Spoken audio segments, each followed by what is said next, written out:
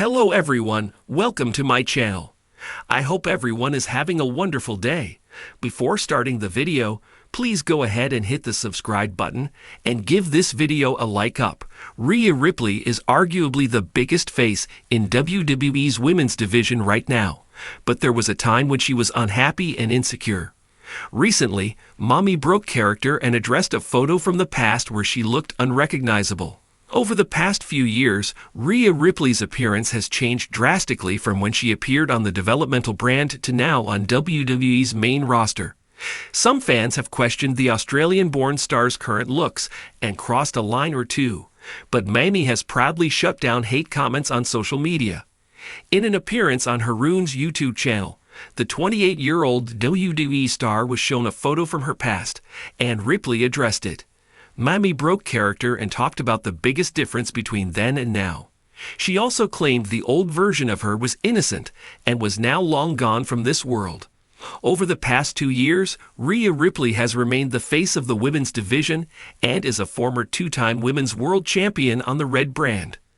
Unfortunately, she lost the title heading into WrestleMania 41 and now has the opportunity to win it for the third time at WWE Evolution 2025 against Io Sky. Speaking on the Rebooked Wrestling podcast, Matthew Rehwoldt, via Aiden English, thinks Mommy could turn to the dark side at the event and expressed that he's bored with the current feud between the two stars for the title.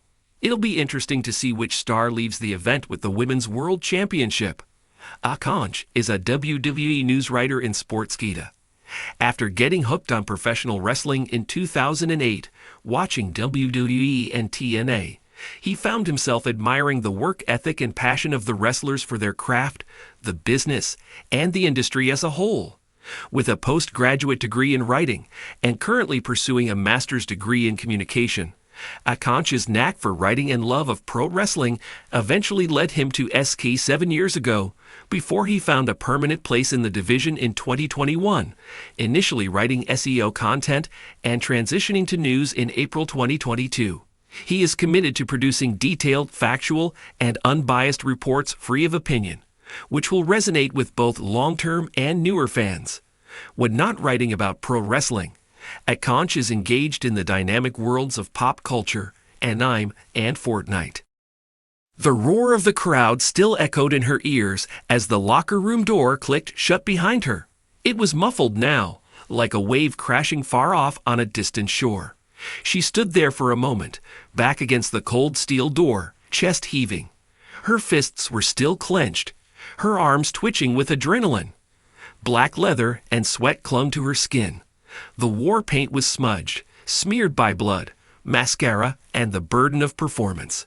Rhea Ripley, the Nightmare, the Eradicator, the Judgment Day's Queen, Champion, Monster, Myth. But now, with the makeup half gone, the eyeliner streaked, and her expression hollow, she didn't see the Nightmare. She dropped to the bench with a size sharp enough to cut glass. Her fingers trembled as she pulled off her gloves, one finger at a time, like she was peeling off a layer of herself. The cheers had already turned to another segment. Another pop, another promo, another villain. The thing no one tells you about living your dream is that it stops being a dream.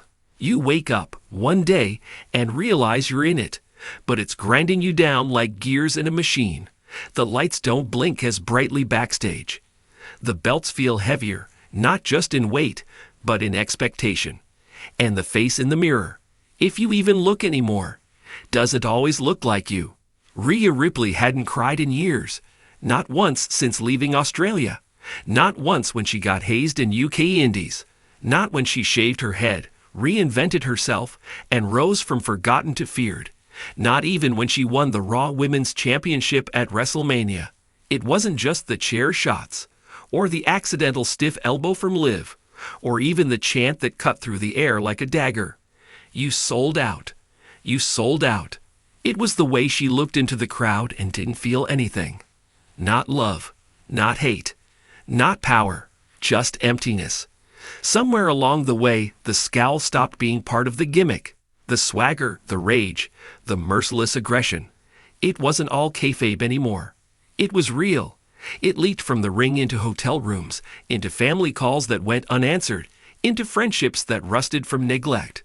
"I forgot what I sound like," she whispered, brushing a hand over her throat.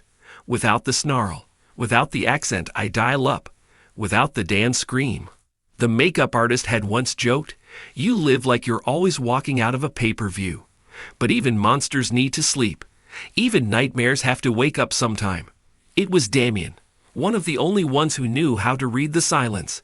She didn't respond, and after a moment, he walked away. He got it.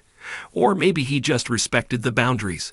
She stared down at her palms, calloused, bruised, not from a real fight, but from chairs, ladders, tables, and from gripping so hard onto something she wasn't even sure she wanted anymore.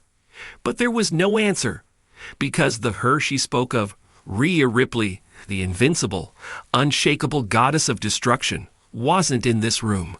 Demi stood up and faced the mirror again. This time she looked into her own eyes. No glare, no smirk, no villainy, just a woman in her late 20s, dog-tired, soul-bruised, and aching for something real. There were hundreds of messages, some from fans, some from family, a few from people she'd ghosted for too long. She scrolled until she found one she hadn't opened from her mom. The room felt like it shrank, not with panic, but with honesty.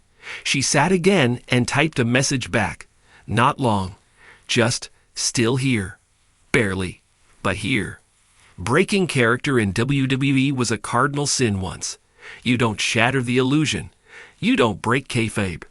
But times change. The lines blur. An hour later, she walked out of the arena alone. Hoodie pulled up. No entourage. No leather spikes. Just Demi Bennett and a duffel bag slung over her shoulder. A fan spotted her at the crosswalk. "Rhea Ripley? Oh my God, can I get a picture?" The girl took the selfie, practically shaking. "You're such a badass. Like you're not even human in there." Demi gave a little laugh. "I'm human," she said. "Too human, maybe." The fan blinked, not sure what to say, then just whispered, "Thank you."